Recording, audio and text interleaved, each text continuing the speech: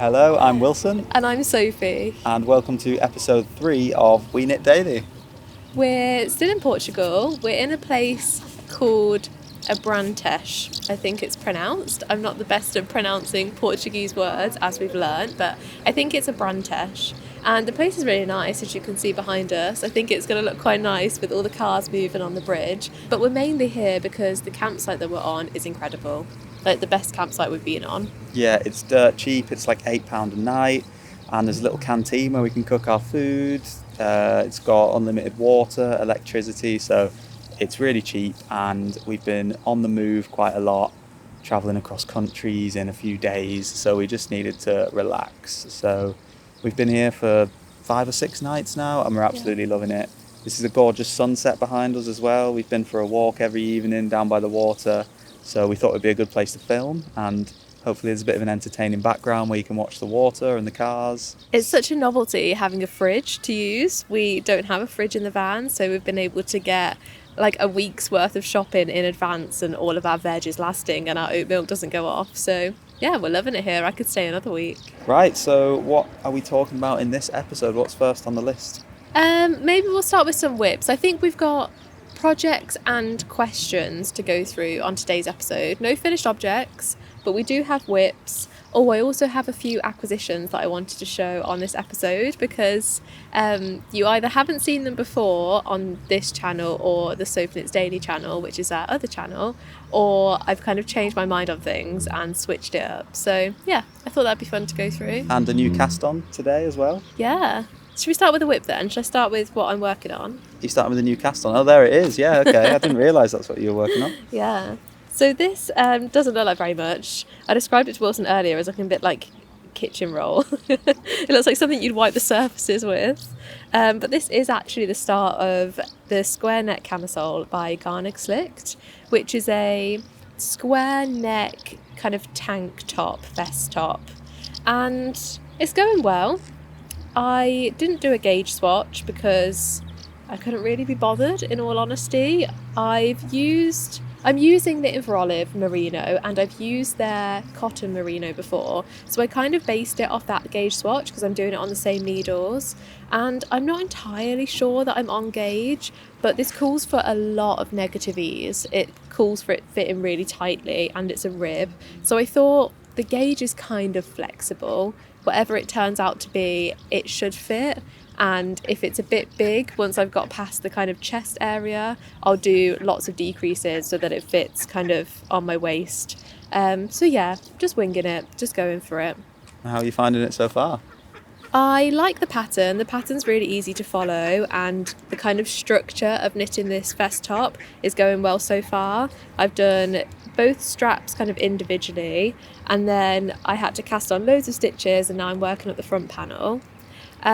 So yeah, the pattern is absolutely fine. The Knitting for Olive merino, however, is a bit different than what I expected it to be like.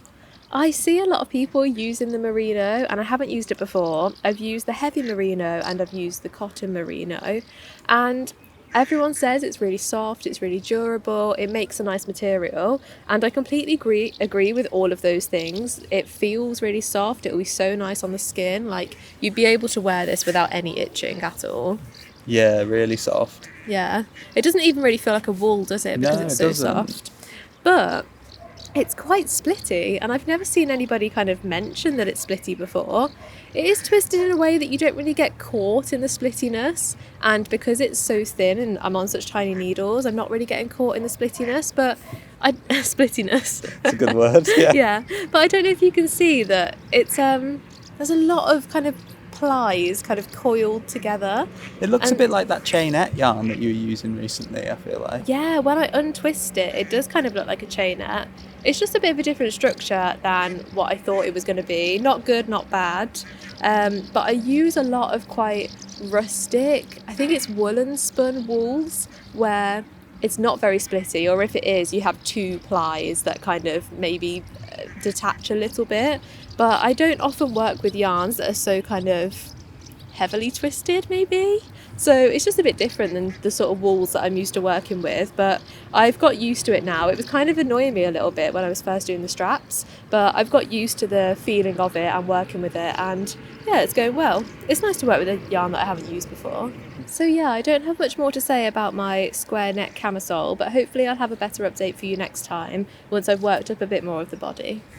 That's it from me. How's that different from any camisoles that you've knit before? Have you ever knit a square neck before? I haven't knit a square neck, and I bought a square neck vest top recently and I really like the fit of it, so I'm quite intrigued to have a square neck knitted vest. And it's so thin that I think I'll be able to wear it in kind of all occasions. So what's next? My project. So I'm still on the Northland sweater by Petite Knit. I wonder what episode we're going to get to by the time you finish it. I'm hoping to have it done probably by the next episode. I think episode 5. Do you think? I think you're underestimating me. I'm quite close now. So I've just started on the cuffs on one sleeve, and that's what I'm knitting on during this episode. So I'm doing 2x2 rib, which is why I look like I'm concentrating quite a lot, because it's not that easy for me to do yet. So that's what I'm working on, and then I'm going to put a contrast stripe in the cuffs as well as in the collar, which I've already done. I did a mid-project block for this not long ago, didn't I, on the campsite that we're staying in. I ended up just spraying it with a water bottle because we didn't really have a way to dry it properly, and then I pinned it out on the bonnet of the camper van on a towel. So it was a bit of a half mid-project block, but I really needed to do that just to see how the fit was, because I was getting to a crucial point in the body length and the sleeve length where I was way off what the pattern recommended, the amount of rows that I do. So I was just gauging how long I wanted it to be, and I was getting pretty close on the arms and the body. So I really needed to see it a little bit blocked and try it on to know when to stop. There was also a bit of bunching around the front of the shoulders, which I wanted to... Well, you actually told me I should probably... You panicked a bit when you saw that bunching, didn't you? Well, I asked you to try it on, and it was quite tight fitting over your shoulders, and there was a lot of bunching at the collar. I don't know if it's because you do increases along the front to kind of shape the shoulders, and that was causing the bunching, or if it was where you picked up for the collar on such small needles that had kind of bunched everything in. So when we sprayed it down and kind of manipulated the fabric, I was really hoping that it would stretch out and fit your shoulders a bit better. And it definitely did. The way it sat on my shoulders was way better, and it put a little bit of length into the arms and the body, which was why I wanted to do that, just to get a real accurate gauge of how long they were before I started the cuffs and the waistband. Is that what it's called? And I did that, and it's great, and it's dry again now. So I'm starting on the cuffs first. I'm going to get both the cuffs done, and then I'm going to finish the waistband. I'm adding another contrast stripe in the cuffs, like I said, with a similar ratio to the collar, where I'm going to do 5 green, 3 white, and then another 5 green. And yeah, that's it. 2x2 rib. I'm not double folding the cuffs. Is that a thing? You don't do that, do you? I think so. I think on Augustine's DK patterns, she's a pattern designer. Okay. I think she does a lot of double folded cuffs. Oh, so really? Some people do, but it's not common. Okay. So I'm nearly finished. I'm nearly finished. I've got a few more rows to add to the body, and I think that ribbon will take quite a while because there's a lot of it. But other than that, I'm nearly finished. So hopefully by next episode, I'll have it finished. And we're also in a house soon, so I should be able to block it in the house and hopefully give it a real good stretch out on some mats and get a proper block out of it. So This should be the last episode that I'm working on the Northland sweater, and then I'm moving on to something else, which I'll speak about in a bit. Yeah, what Wilson says about being in a house, if you don't know or watch our SophKnitsDaily channel, where we do kind of more travel-y knitting videos rather than kind of sit-down talking videos, we do house sitting alongside being in the camper van, which is what we're in at the moment, and we like to kind of alternate it on these trips, don't we, with house sitting and being in the van to give us a little break. It's quite a small space, and house sitting gives us a shower and a washing machine and a bit of space to breathe. So yeah, it's nice to alternate it. We're going back to Lisbon for our house sit, which will be really nice. Yeah, so when you say house sitting, we look after people's pets primarily, and anything else they want us to do, like water plants and things. But when they go away on holiday, we stay in their house. It looks like it's snowing. It does. Have you seen that? It keeps getting in my eye and my nose. I'm not sure if that's blossom or pollen or something blowing off the trees, but It literally looks like it's snowing all around. I'm not sure if you can see that on the camera. Anyway, sorry, off topic. Yeah, we do house sitting alongside the travelling just to give us a break, like you said. So it's always useful to give our clothes a proper wash and do any knitting stuff that we can't do in the van, like blocking knits and hand washing stuff as well. So it's really useful, isn't it? It is. I suppose going to Lisbon kind of ties into the next thing you wanted to speak about. Okay, yeah, so my next talking point is what am I going to work on after I finish my Northland sweater. So I've been doing a bit of shopping around recently, having a look at men's patterns on Ravelry. Well, you started off by doing a bit of panicking, thinking, oh my gosh, this jumper is almost done. What on earth am I going to do with my evenings? Yeah, because I love having something to knit on now. I don't know if you noticed, but every time Sophie starts speaking, I just start knitting again. And it's not because I'm not listening to you, but I love having something to do with my hands. So I'm knitting pretty much every day in the evenings now. So I really want to have something to work on after this is finished. And I'm in a bit of a crisis that this is going to be finished a lot sooner than I expected. And I'm going to have absolutely nothing. I've got no yarn. I had no plans until a couple of days ago. So I went into research mode a couple of days ago on Ravelry, and I was searching through Instagram, and I ended up seeing on Stitching Stone, who is on Instagram, I ended up seeing on their feed they'd knit the Badana cardigan by Rosa Pomar. Coincidentally, we're in Lisbon in a few days, and we'd also been to Rosa Pomar recently. I don't really wear cardigans, but I feel like it'll fit into my wardrobe well, and I really like the look of the pattern. It's a really oversized cardigan. It's got a really chunky button band that runs all the way down, and it's got a really slouchy fit, and I think it'll look really cool if I make some slight modifications to the pattern. I had a look at the pattern on Ravelry earlier, actually, and I was shocked to see the recommended positive ease was 30 to 50 centimetres. That seems like a lot. I've never seen something say 50 centimetres before. Lot? So that is a lot of positive ease. Have you seen the pattern photos? Yeah, it does look really nice. So it looks really long in the pattern photos, so I'm not sure if that's anything to do with it. But the ease is more to do with width. Oh, is it? Okay, yeah. So that brings me on to my next point. So in the pattern photos, it's really long, but I'll probably shorten the body a little bit more than that. I've seen some other examples of shorter bodied cardigans that I think look a little bit more like my style. So I will be modifying the length slightly, and I'm unsure on what yarn I want to use yet. As Sophie said, we're near Rosa Pomar in a few days, so I might pop back in there and have a look at their Matisse range. Was it Matisse? Matisse isn't the yarn that's recommended. It's a different aran weight yarn that's recommended, but that one is a single ply, and the pattern recommends to hold it with a silk mohair, but you weren't sure about holding a silk mohair. I think the reason for the silk mohair is to strengthen the single ply, because a single ply can be a bit prone to pilling and wear just by itself. But yeah, you weren't sure on a silk mohair. Yeah, I don't think I'll enjoy a silk mohair. I'm quite sensitive to fibres in general, and I think mohair is quite itchy, right? Or it can be quite itchy. So I don't want to provoke any more itchiness than wool already does. And I'm just not sure that that's kind of the fuzziness of a mohair is what I'm after in the garment.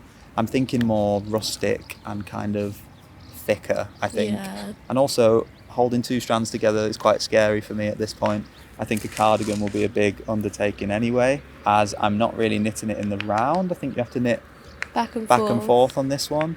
You're knitting in the round on your one, but you're cutting it down the middle, aren't you? So that's a different technique. So there's going to be loads of new stuff going on with the cardigan anyway. So I think just one fibre would be good for this. And does it recommend a chunky yarn? Because it's aran and a lace held together, I think it recommends bulky. But the Matisse is an aran, and I think I've seen other people on Ravelry use the Matisse by itself, and they've been able to get gauge. Or you might be slightly off gauge, but because the recommended amount of positive ease is so large, I think you should be able to get a size that you're happy with just the aran weight by itself. Right, okay. But I'm really jealous. You're going to use the Matisse before me, and I want to use the Matisse. Yeah, you were looking at it when we were in the shop, weren't you? Yeah. Yeah.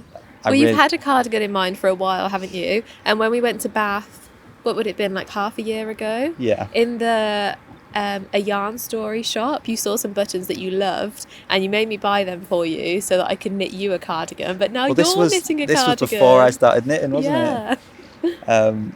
So now I can use them myself. And they're really cool buttons, so I've kind of superimpose them on some pictures of the cardigan in a couple of different colours to see what matches with the buttons, because we don't have those buttons with us. So I was really struggling to find a colour to match them, because I'm doing it from memory and one photograph that we've got basically. So I've done a couple of mock-ups, and I don't know if I'm leaning towards a bluey colour or maybe like a dark brown colour. I'm not too sure yet. I want to stay away from green because I've already got one green garment, so I'd like to switch it up. But other than that, I'm not sure what I'll be getting. So we'll let you know once we've been to Rosa Pomar in the next episode. Yeah, stay tuned. I'm happy to go back to Rosa Pomar as many times as we need. But every time I go in, I'm going to be tempted to buy something. It's not snowing, I promise. All of this, like, I don't know what it is. I have Something no from the idea trees. what this is. Yeah. It's getting everywhere. It's going to my eyes. I think it's probably looks pretty crazy behind us the whole time, but the sun's now setting and it looks like we're in a snow globe I feel like we're in a snow globe. because of all these bits that are flying around in the air, but I've no idea what's going on, but it looks quite cool. So. Yeah, it doesn't feel very cool. But yeah, we're talking about Rosa Pomar, and that led me on to what I wanted to show you, which is the yarn that I got from Rosa Pomar. So I think I said on the last episode that I wanted to knit the Powdermill cardigan by Davies Designs, and I've bought the yarn to be able to knit that, so that's going to be my next all-over colourwork piece. And the yarn that I went with is Rosa Pomar Pegulhal, I think is how you pronounce it. Again, I'm not the best at pronunciation. And I showed this on the last SophKnitsDaily video when we were in Lisbon, but I've changed the colour scheme since we filmed that video. On the very last day we were in Lisbon, I begged you to come back to the Rosa Pomar shop with me because I just wasn't quite confident on my colours. The more and more that I've been looking at these colours over the week, I just thought they all looked too kind of bold. And there wasn't much cohesion. Stood out, wasn't there? There was like a really bright kind of neon yellowy green, like a highlighter green. Yeah. And it just stood out too much, and I wanted a bit more cohesion in the pattern. Especially with the dark colour you were saying, with that dark colour that you hold in, it kind of looked a bit like a bumblebee. It was like almost black and yellow, wasn't it? Which wasn't the look you were going for. And it was the look that I was kind of going for when we were in the shop. I thought, oh, this is really cool, and I like these colours together, and it's going to look so bold and something a bit different in my wardrobe. But really, I'm not looking for something really different in my wardrobe, because that's an indication to me that I might not wear it. If it's not something that's like something in my wardrobe already, it probably doesn't have a place in my wardrobe because it's not really my style. So I've toned the colour palette down a little bit to something that's a bit more my style and I'm a bit happier with. I love what you've landed on now. Yeah, so I'm sticking with one of the same main colours, which is colour number 20. And this is a really beautiful, really deep brown. It almost looks black, I think, but it is a brown colour. And instead of that bright neon yellow, I'm going to hold that with a purple as my other main colour. In the pattern, there's a black and a white in the sample photo that are kind of the main motifs. And then in between those motifs, you've got 3 different coloured diamond colourwork patterns. So yeah, these are my main colours. This is my white alternative. And this is colour number 15, which is a very bluey toned lilac. Yeah, that's my favourite. It's kind of a purple, I'd say. Purpley pink, but that's one of my favourite colours, so I really like that one. Yeah, you do like a purple, don't you? So they're my main colours together. Still very colourful, but just not as bold as my last idea. Hopefully we've got some photos we can show kind of the difference in colour palette. And then I went back to the store and I exchanged the yellow for this green, which I'm going to be holding as my kind of 3 diamonds. This is a light green, but the same as with the dark green, it's kind of a green and a blue mixed together, but the green carries more weight. I think you see it more as being green. Am I right in saying that? I think so, yeah. It's a bit brighter, isn't it? Yeah. So I've got a light green and a dark green, which are 10 and 6. And then a kind of deep, I think I called this raspberry in our other video, a very kind of pinky dark purple, which is colour number 5. So my overall colour scheme is pinky purples and bluey greens. So I think we've got a bit of a contrast in, oh, I'm so bad at colours. I think we've got a bit of a contrast in warm and dark tones. Okay. And we've also got a contrast in the darkness and lightness of colours. That Wait, sounds did good. I just repeat myself? No, darkness and lightness. Yeah. Yeah, that sounds And good. warm and cold. Warm and cool, yeah. Warm and cool. Okay, there we go. So I'm happy with these colours anyway in the end, and I'm excited to get started on it. I really want to knit a gauge swatch, but I'm telling myself I have to get through my last colour work pattern before I start the next one, which I think is a good idea. I think that's a good idea. One at a time's good. Yeah, so they're my Rosa Pomar yarns. I think we should do questions to break up the knit and talk for a minute. Okay. And also, I was going to mention, if anyone has any recommendations of men's patterns that they've seen and think that I might like based on what I'm knitting at the moment, and the Badana cardigan that I've mentioned, I don't know if I'm saying that right, by the way, please let me know in the comments or message me on Instagram, because I'd love to know. I'm scouring Ravelry at the moment and having a look on everyone's Instagram feeds to try and get inspiration. And I'm struggling a bit just because I'm new to it, really. I've spent the last few years watching Sophie knit, and I know every women's pattern that's out there, but men's patterns is just like a big grey area for me at the moment. So I need to have a proper look into different patterns. So if you've got any favourites or any that you've knit yourself or for someone in your life, let me know.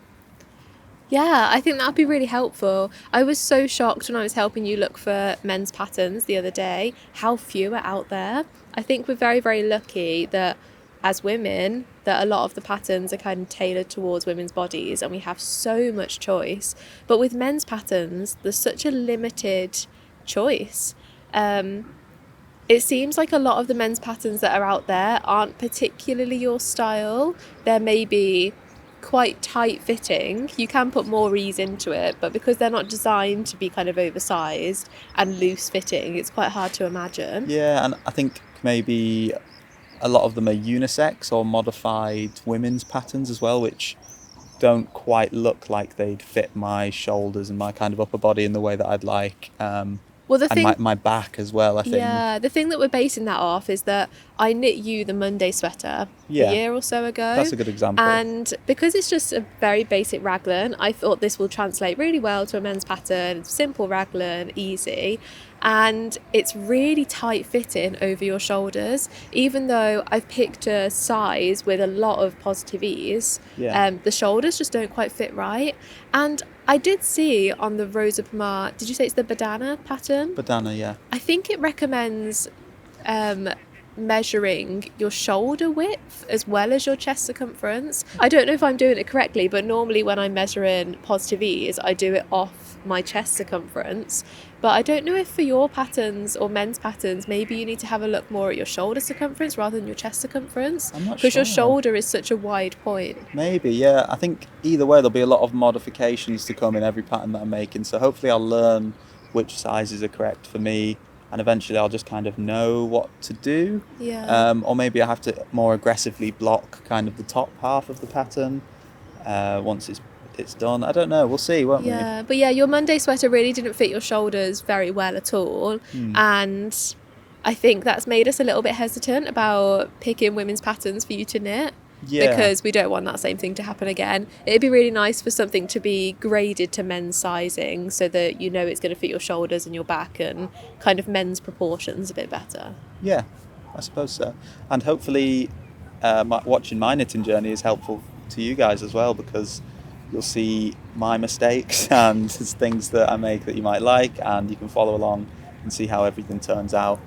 So should I talk about my last whip or should we ask some questions? I think we should move on to a question. Okay. Question each. So we did get some questions over on Instagram, and one of the questions has stuck with me, and it was, what is your dream knitting destination? Okay, that's an interesting one. I think I'm going to have to say the Lake District because I'm from the Lake District in England, and that holds a special place in my heart. It's somewhere we have been before, but I've never knit with any Herdwick yarn. And Herdwick sheep are native to the Lake District. I've grew up around Herdwick sheep and I absolutely love them. They're really special to me. So I'd quite like to go back to the Lake District, buy some Herdwick yarn and knit something with it. That's my answer, even though I've been there before. Okay. I think that's my dream knitting location. Yeah, I like that one. And that one's very easily done. We'll be going back to the Lake District at some point. Yeah. So I'll ask you the same question. What's your dream knitting destination? I think I have two. One of them being the Shetland Islands. We wanted to go to the Shetland Islands when we were in Scotland, but the ferry is like, 24 hours or something crazy. And everyone we spoke to said the ferry is pretty horrid. It's really bumpy, and if you haven't really got sea legs, it's not great. And neither of us are very good on a ferry. So I'm not sure we'd be able to get there in the van. We could fly. But yeah, Shetland Wool Week would be amazing to go to. I think that would be so interesting. We spoke to a lot of people that have been and recommended Shetland Wool Week, and they absolutely loved it. Yeah. And the other place that I'd like to go to is Japan, as a kind of destination to travel to and to go to Japan and explore, and we'd really like to go there. So as a kind of tourist destination as well as a knitting destination. But I also would like to go to see their yarns. I've seen a lot of kind of Japanese yarns online, and they look really, really interesting. They're quite different fibre contents than what we typically use and see, and different textures, colours. I just think their selection of yarns look really cool, and I'd quite like to go and see that in person. So yeah, they're my two. Okay, that's a really good answer. Okay, so I have a question for you. Right? Well, another question for you. I don't think you've asked me a question yet. I don't think so. But my other question for you is there a knitted item or a knitted garment that you don't think you're ever going to knit? Ooh, that's an interesting one. That's a really good question. So I've been looking into knitted t-shirts recently and knitted shirts, like direct to skin kind of dark garments, and I'm not sure I'll ever be able to wear anything like that. Obviously wool is off the cards. I'm quite sensitive anyway to wool, so I don't think I'd be able to wear it directly to skin. But I also just think practically I'm always going to want to wear kind of a machine made cotton t-shirt over a knitted t-shirt, I think. Unless I come across an amazing fibre, which might change my mind. But I had a quick look as well at men's kind of t-shirt and shirt patterns, and it didn't look great out there. It was pretty tough. So I think to find the right pattern and the right yarn is going to be pretty difficult for me. So I'd say probably a shirt or a t-shirt. And it would have to be on really tiny needles, I think, to be kind of wearable and drapey and not too hot. Yeah. And that's quite overwhelming at the moment, I think, for you. And I would be able to probably wear a knitted t-shirt. It's not that I can't, but would I choose it? Would I choose to actually wear it? Would I get use out of it? Would I pick it over a kind of machine-made cotton t-shirt like this? Probably not in the end, if I'm being honest with myself. So that's what I'd say, yeah. Do you think you'll ever knit socks? I thought socks might be your answer. Socks look small and fiddly. I'm not sure how I feel about socks, but I really enjoy wearing the socks that you made me. You made me some really nice socks. What were they? They were part of the Hello Sailor sock set by Summer Lee, and they're the ones that are cabled. I don't know if they're called like the Guernsey. Yeah, I think they Jersey, might have been something like Guernsey. that, yeah. And I love wearing them, but one pair's fine for me. I don't think I need another pair. I'm kind of a one garment person at the moment because I don't have that much knitwear, so I'm just excited to move on to the next thing. I don't need like multiple jumpers in different colours at the moment, so I'm okay with the one pair of socks that I've got. Yeah, Wilson's already picked out yarn from my yarn stash at home, so you're going to be completely decked out in knitwear soon. I actually bought Sophie a birthday present with some really nice recycled denim and cotton yarn, I think it was, from the Oxford yarn store. And this a few was years ago. Yeah, before I even knitted. Sophie was quite new to knitting at that point, and she was saying the other day, would you like anything from my stash for your next project? And that yarn popped into my mind as one of my favourite colours, kind of like a baby blue colour, kind of grey blue. And I asked if I could have that, and you said yes, didn't you? Yeah, which I feel bad giving you your gift back, but I have used it twice. I initially made a kind of crochet long sleeve with it, and it was just too heavy and bulky. And then I started making and my favourite thing's knitwear pattern that I'll put on the screen. I can't remember the number. And I got just to where I was going to join in the round, and I just thought, I'm never going to wear this. It wasn't my style, but it also really isn't my colour. And surprise, surprise, it is very much your colour, your favourite, most perfect colour. Yeah, I think I didn't know much about yarn at the time, and I still don't really. So I think I just kind of walked in there and chose my favourite colour for you. Which in hindsight probably wasn't the best move for a birthday gift, but I'm notoriously not very good at birthday gifts. So you got a question for me? So I've asked you 2 questions. Okay, I don't have any questions for you. You're on the spot. Okay. So what other piece of clothing would you like to make yourself that isn't knitting or crochet? Oh, I love that. So sewing, I love that. trousers. I've actually been looking at sewing patterns today. Okay, You I can didn't read even your know mind. this. I can read your Oh mind. my gosh. I really want a pair of purple linen trousers, and I think I've seen Marlene Knits, who's on YouTube, sew a pair of purple, I think they're linen trousers, and I want some in that exact same purple colour. And I was scouring Vinted today as a little birthday treat to myself to see if I could find anything that is what I have in mind, and I couldn't find anything. So I think I'm going to have to sew a pair. Okay. And I think there's the Lane Pants by Sydney Graham, or the Pomona Pants or Pomona Trousers. I can't remember the designer's name, but I'll put it on the screen. I don't know much about sewing patterns. I've never sewed anything from a pattern before, but they're the 2 that I know are quite popular and people have used before.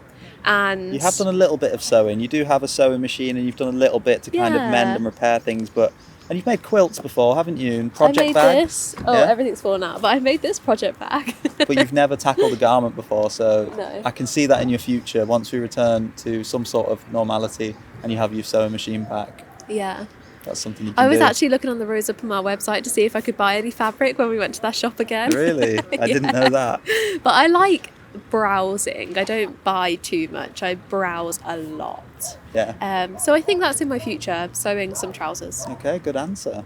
So next, I don't have a question for you, but I've got another talking point, which is about frogging second-hand clothes. Yes. And getting the yarn from them. So Sophie's bought a couple of garments from charity shops in the hope to frog the yarn and remake anything. You haven't done that yet, have you? You've had to redonate some clothes because you bought them and then didn't think that it would work out in the end. But it's something that you've definitely tried to do before, and I'm really jealous that you can go in and buy a really oversized sweater and then take that apart and make something for yourself, because I've really wanted to do that for myself, but to find enough yarn to be able to comfortably take a garment apart and guarantee that it would make something for me, I'd need like 4 jumpers worth. That are exactly the same. Yeah, because you're quite small, you can just buy a really big garment and then knit something that'll fit you. But for me, I'd have to find like a 8XL just to make something myself. So that's something I'm really jealous of, that you can go into a second-hand store and just buy some clothes to frog the yarn. Yeah, I've never actually tried the frogging process before. As you said, I've bought stuff and then realised it's kind of surged together, and that doesn't lend itself to being unravelled. And I do have a few items that I want to unravel, I just haven't got round to doing it yet. It seems like quite a difficult process, especially if it's really thin yarn you're unravelling, so I haven't got around to that, but I definitely want to be doing some of that. You can get some really nice fibres for really cheap, can't you? There's a podcaster I watched, I think she's called Tall Tale Makes, and she does a lot of that, buying jumpers and unravelling them and reclaiming the yarn to use for knitting. And she gets some incredible fibres like silk, cashmere, wool blends that look really beautiful. So yeah, I'd really like to do that. I think maybe you could get 2 different jumpers and unravel them and use them as stripes. That's a good point, yeah. Or some colour changes, or maybe, I was also thinking maybe a different type of, maybe I could make some homeware or something smaller. It doesn't have to be a full jumper. It could be socks even, just something a little bit smaller from a larger garment. Yeah. So I really want to do that, so that's I can see that in my future. I also like the sustainability side of buying secondhand clothes and unravelling them and giving them a new life. I think that's another really cool part of it as well. Yeah, absolutely. Yeah, so maybe we should try that once we're in a better position to be able to kind of process that yarn. Yeah. Because that's quite a long process.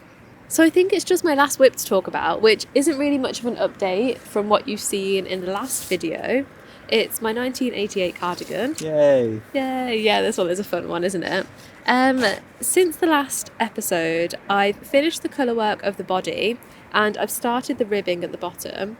And I'm very, very happy to see the colour work on the body finished. Not very happy about doing the ribbing at the bottom.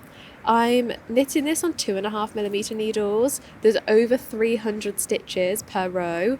I think it's closer to 350 stitches per row. Wow. So it's really tight. I started reading a book at the time that I did my first row of ribbing, and I use a little kind of clicker on my Kindle so I can turn the pages whilst I'm knitting at the same time, and I've read a whole book in the time it's took me to do 4 centimetres of ribbing. 4 centimetres, and the pattern recommends between 6 and 8 centimetres. There's absolutely no way I'm doing 8. I think I'll get to 6 and give up. And then the pattern recommends doing an Italian bind off on 350 stitches. Yeah, I don't know what that means. What's an Italian bind off? It's when you do the sewn bind off. You have to like sew between every stitch twice. Oh, that sounds like it takes a long time. Yeah, it's going to be horrible. It's going to be really horrible, but it's going to look beautiful in the end. And I have to keep reminding myself that my goal this year was to slow down in my knitting, to knit more and make less, which now, whilst I'm actually doing it, I'm not enjoying it as much. But I'm happy to be sticking to my goals. And it's nice to know you've got your next colour work project lined up after this one as well. Yeah. And you're kind of taking on the mental load of all my stuff at the moment as well, aren't you? So you've True. got things to think about. True. I think you've got enough on your plate. Yeah, so maybe just some mindless 1x1 ribbing whilst reading a book isn't too bad. Yeah. I need to be a bit of an optimist about it, maybe.